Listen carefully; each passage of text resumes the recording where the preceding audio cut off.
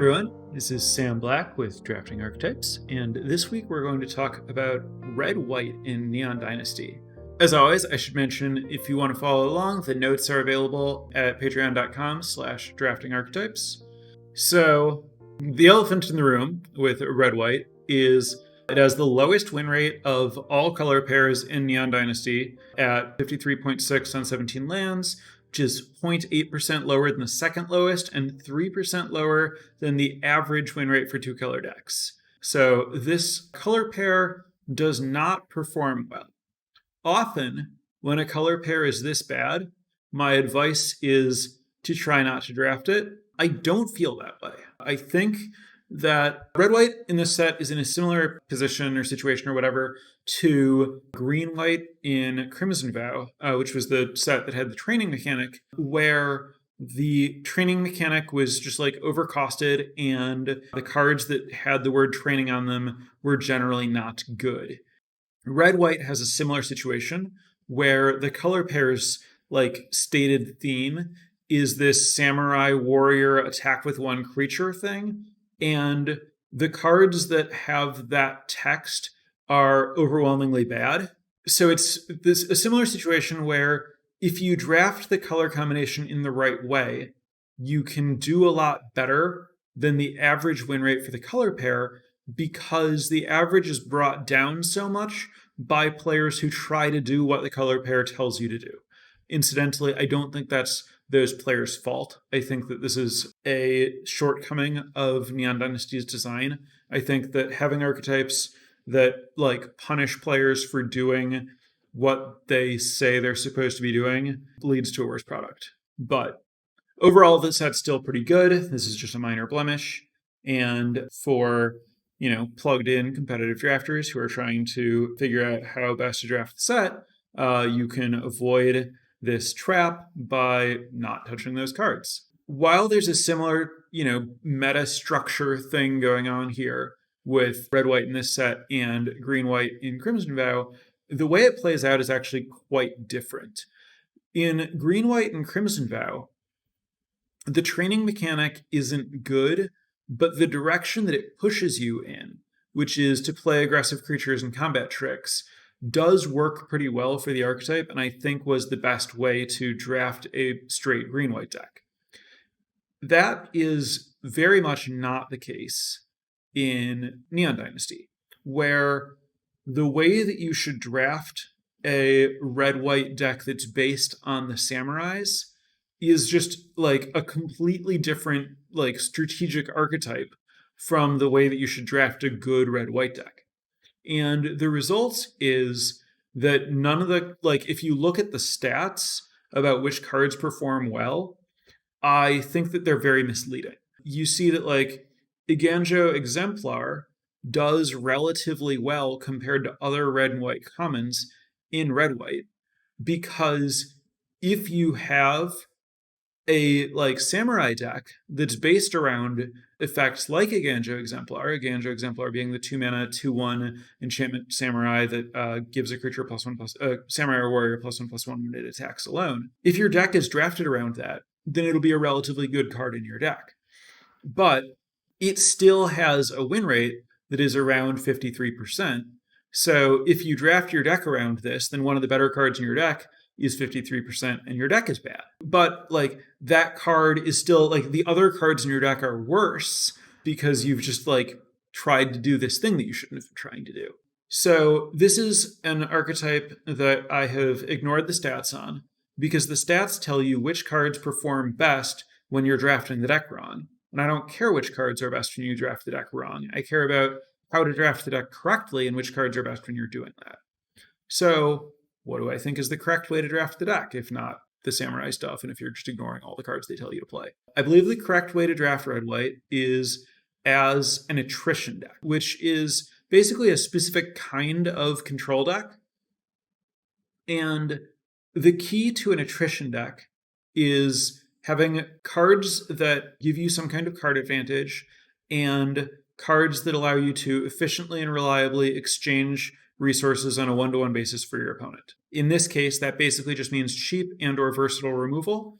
And then the cards that give you some kind of card advantage are Experimental Synthesizer, the 1 red mana artifact that exiles the top card of your library, and you can play it, and you can spend 3 mana and make a samurai token and exile, and then when it leaves play, you exile another card and you can play it.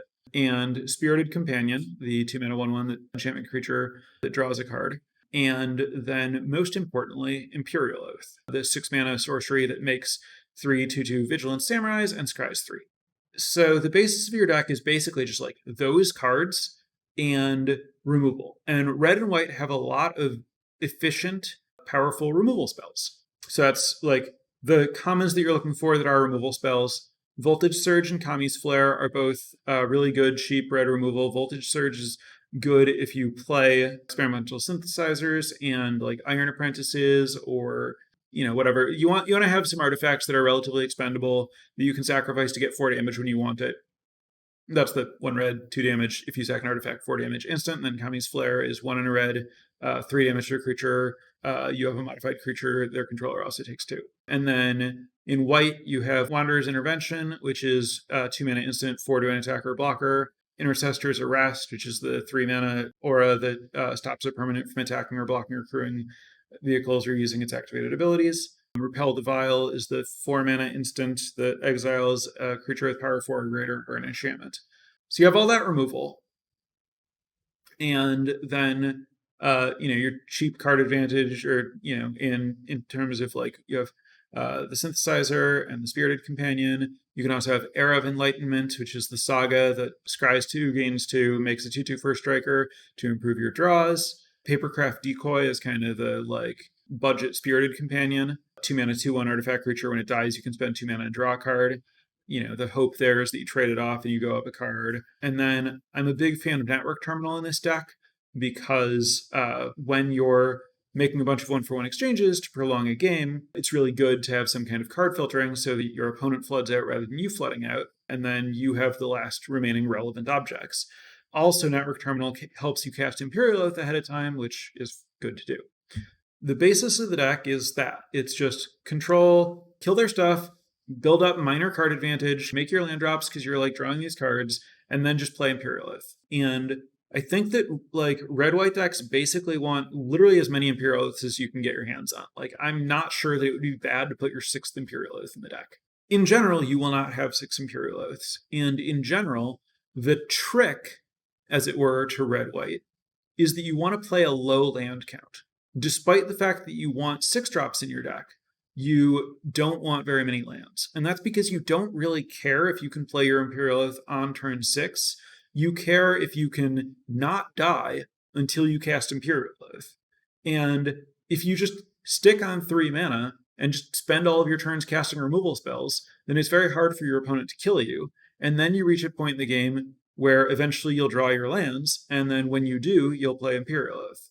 And as long as all of your non-Imperial Oath cards cost 1, 2, and 3 mana, then you can just hang out at 1, 2, and 3 mana indefinitely, and then like all of your draws are good because everything is like either an Imperial Oath, which is your miss, or an interactive card, or a land to get you closer to Imperial Oath.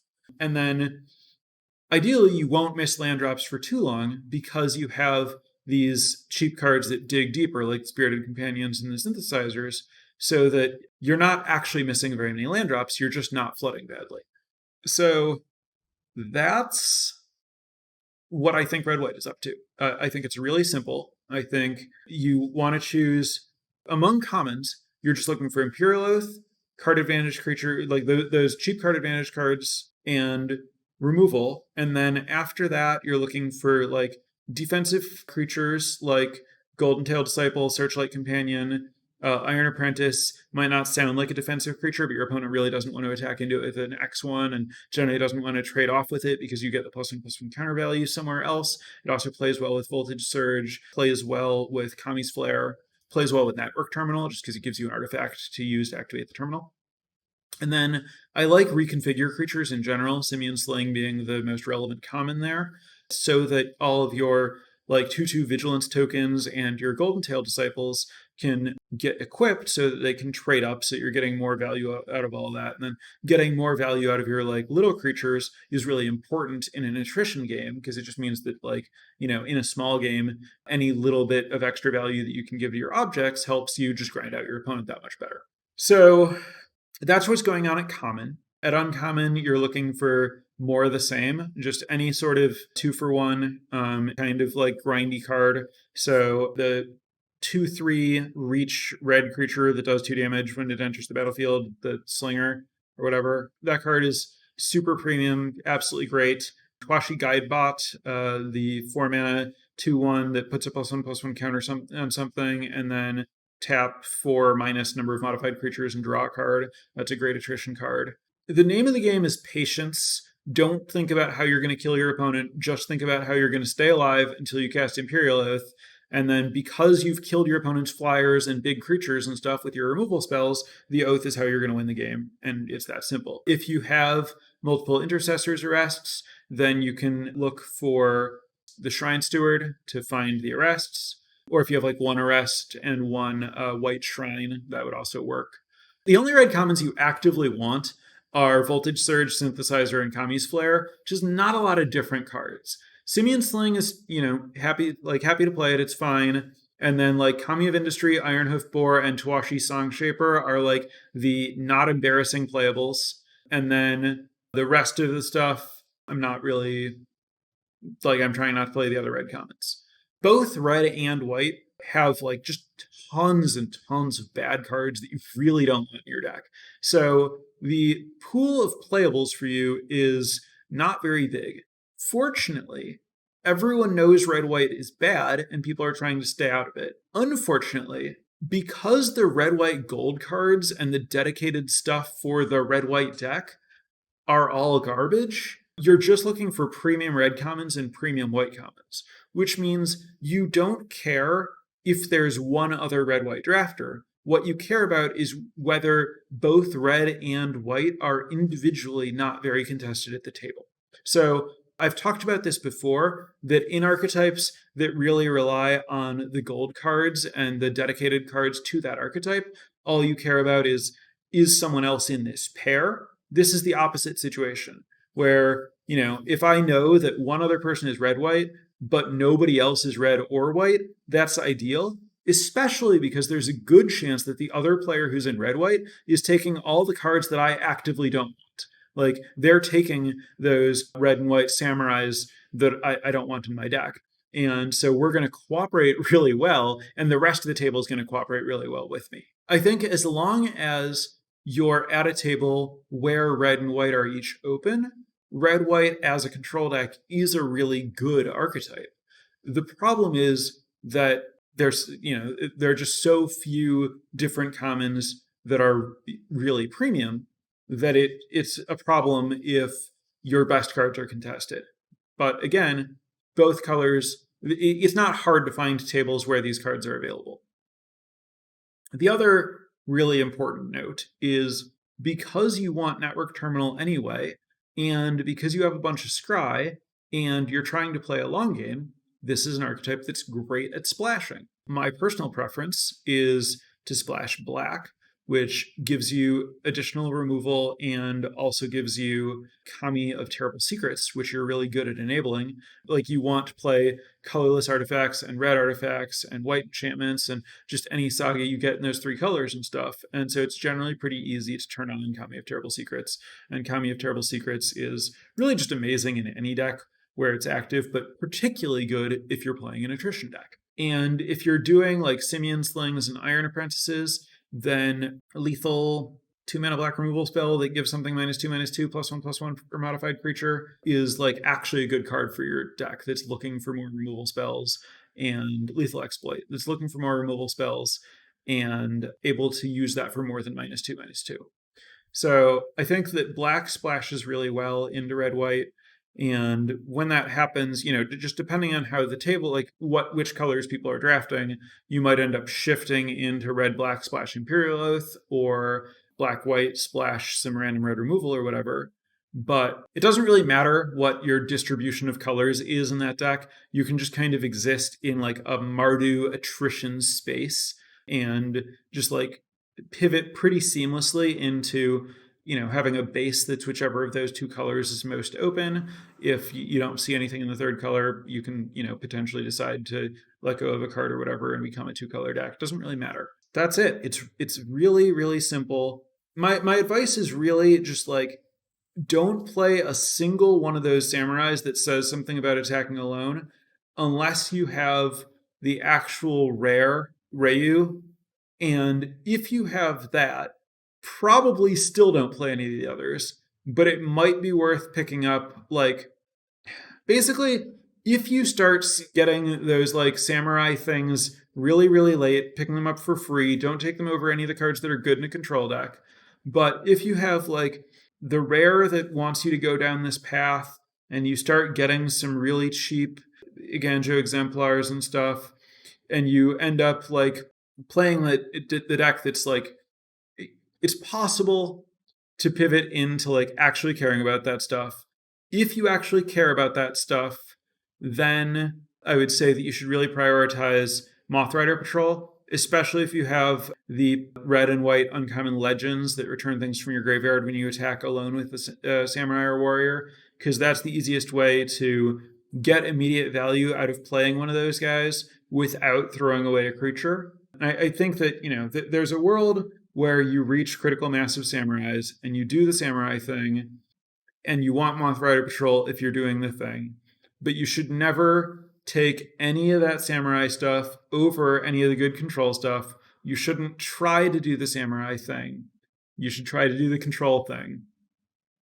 And if it all just happens to be there, it might, you might find a spot where it's right to be, like doing the solo attacker thing. But it really needs to be free. It needs to just come together like naturally and accidentally. You shouldn't prioritize it. And I'm still not even sure that I don't think it's like better than a good version of like the control deck, but there you have it. I think that's it. I think those are my suggestions for how to draft this archetype. So Twitch chat, hit me with any questions you have about any of that, any contradictory experiences you'd like to regale me with, your tales of your very successful samurai decks or whatever.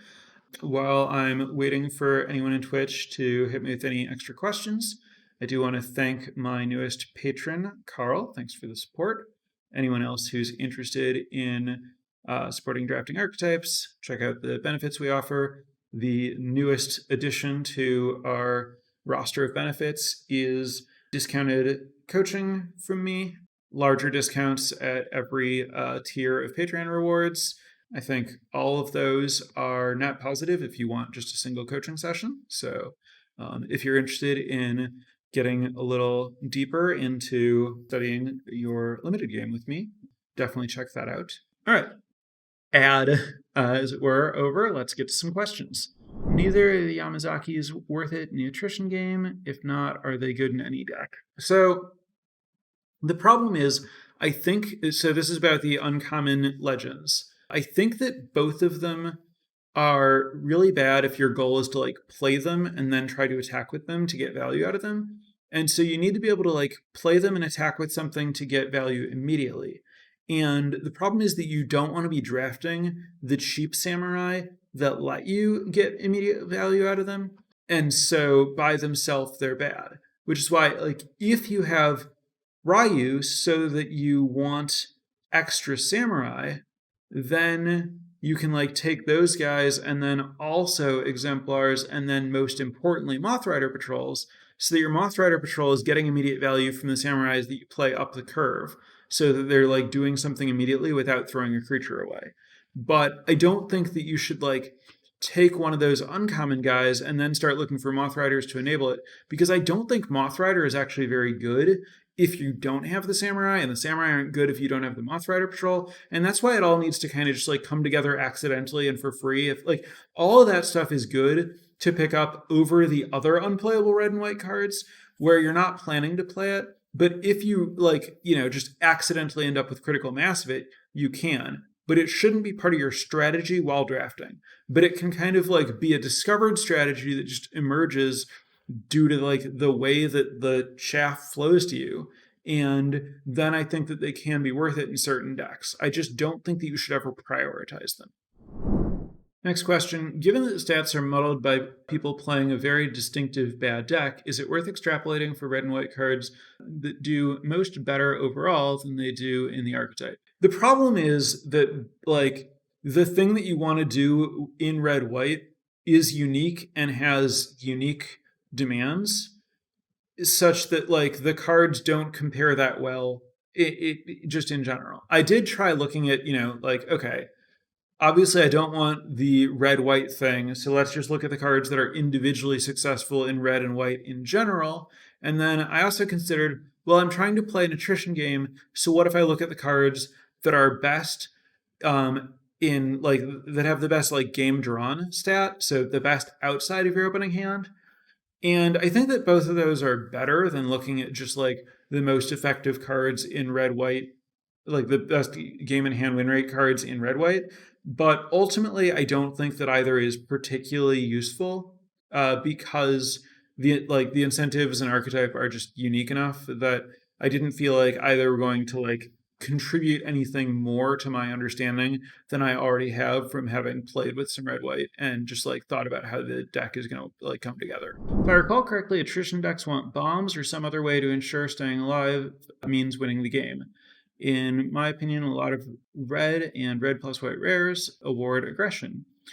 Due to this, should red, white, and neo be played differently? Is it weak compared to other attrition color pairs? So basically, Imperial Oath is uniquely positioned here, such that I think that it actually, like, works as a common to offer you inevitability if the rest of your deck has a lot of removal, so that those samurais are in a position to be able to attack. There are, red and white rares that are really good, and, if you get those, they do make your deck a lot better. The, like, really aggressive ones, I mean, if you're talking about, like, for example, the reconfigure cards, I think those play really well in the slower attrition strategy because you have a lot of mana in a really long game to reconfigure them. And I think that those are, like, might look like aggressive cards, but they actually play best in attrition strategies. And, I mean, even Lizard Blades, but definitely, like, the Ogre Helm and stuff like that. So I actually think that while this color pair needs the best commons, I think it actually works really well at common. I think that maybe more than most other color pairs, this archetype doesn't need rares and uncommons, though obviously there are some that it can use really well, and there are some really powerful rares and uncommons, and you want those cards. But I think that, like, if you can build your deck out of just, like, all the best commons that are open, you can have a good deck. And that, again, that's mostly just due to how unusual of a card Imperial Oath is. How far would you go to splash Ishin in a Samurai red-white deck? I assume that that's the Mardu Samurai. I have no idea because I have never, like, it's so unlikely that I would try to be a Samurai deck to begin with. And if I were, I would probably be aggressive enough that I'm not trying to splash. But, like, if everything just happens to line up right, where I was prioritizing fixing and got a bunch of fixing and then got, like, a bunch of really, really powerful samurais and then also got that thing, maybe I'd play it. But, like, you shouldn't be trying to do any part of that. Like, you should not take the Mardu guy and try to play with it unless for some reason it's basically free and you have a specific reason to believe it would be good in your deck. All right, it's a little off topic, but I'll cover this question. How much is a coaching session, and what does the session include in some short detail?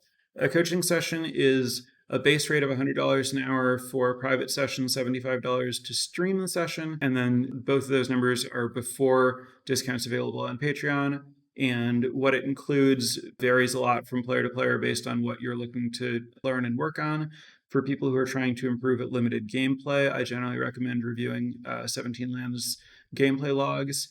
For people who are looking to work on their, like, actual drafting, it really depends on how people learn best. Sometimes we go over drafts they've done. Sometimes we'll do drafts live. Sometimes we'll talk theory or whatever. I'm very flexible about how I approach things, and can work with a particular player on my suggestions based on their like goals and where they're at.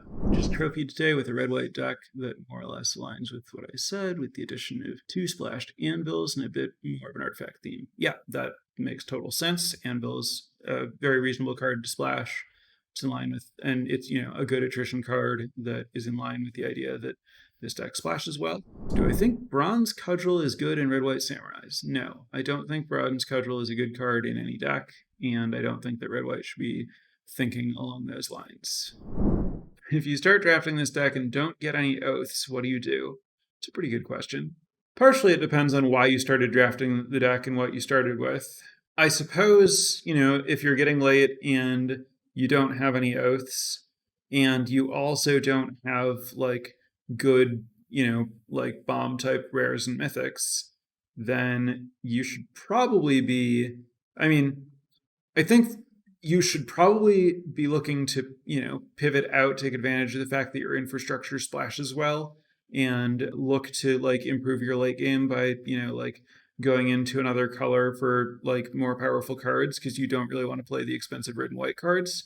Like if you're, you know, in a spot where you have to try to like play a control game and then close out with Iron Hoof Boar, it's a tough spot to be in. You could potentially try to shift more aggressive. Like you're going to have to pivot somewhere, which means just based on what's going on in the draft, you're either pivoting aggro and looking for Moth Rider patrols and maybe even the Moth Saga, befriending the Moths, and some Samurais and just hoping to get it done, or splashing some, you know, other like higher impact cards. But yeah, it is dangerous to commit to this strategy if you don't see an oath early, for sure. Next question. I kind of want to see this in practice. Do I have any 17 lands data from drafting this archetype I'd be willing to share? So I've posted on YouTube a few videos of playing a red-white attrition deck where the draft went really well that I 7-0'd with. There will be a link to the draft on the YouTube. Like when this podcast goes on YouTube, I will also be putting the draft from that draft on my personal YouTube, and that'll be linked there. For anyone who listens to this podcast on my stream or on in a podcast form rather than on YouTube, recently, like with this set, I've started my own YouTube channel, and for each of the podcasts, I've tried to find an example draft to link to from the podcast's YouTube. So if you do want to see any of these like drafts as I navigate them, be sure to check out that YouTube. Either you can just go to youtube.com/draftingarchetypes to find the episode that you want, and then there will be a link to the relevant draft from my stream if you want to check that out. Next up, this is more of a general question. Do I think the format's at a point where you're looking for a reason not to splash rather than a reason to splash? My personal approach to the format has been to assume that I'm splashing, but I think that the format can be drafted aggressively, and if you are drafting it aggressively, you should assume that you're not splashing. But I prefer to draft the format a little bit more of a controlling or attrition strategy that generally splashes well. Next question, how does the matchup against green value decks look? I feel like they'll overvalue red-white late game with cards like Behold, Prancer, Turtle, Growth, and more powerful rares. Yeah, I mean, if they have like more and better rares and uncommons than you do, that might be a problem. They don't always have more and better rares and uncommons than you do. You can go over the top of a lot of that stuff with some of the, you know, more powerful white rares like Farewell or Rebirth. And, you know, sometimes you just like, yeah, I don't know. Obviously, I have not, like, I don't think red and white are that good. I think you should only be it when it's very open. So I haven't drafted this a lot. It's just felt powerful when I have drafted it. And I don't know. Yeah, I just don't have a lot of data to speak to in terms of like how this would play against a hypothetical deck. Short, simple episode and archetype. I think that this one really is very straightforward, again, because I just don't think that there are that many different commons or different ways that you want to approach it. I really do think that this is an archetype where there's like a default right way to play it. And then I think that there is like a backdoor into a samurai deck that, you know, again, proceed with caution if you're doing it. Only do it if you basically don't have to spend picks to enable it. That's my best advice on how to approach the samurai archetype. And I, still feel that it's largely, as some people have joked about red-white, don't.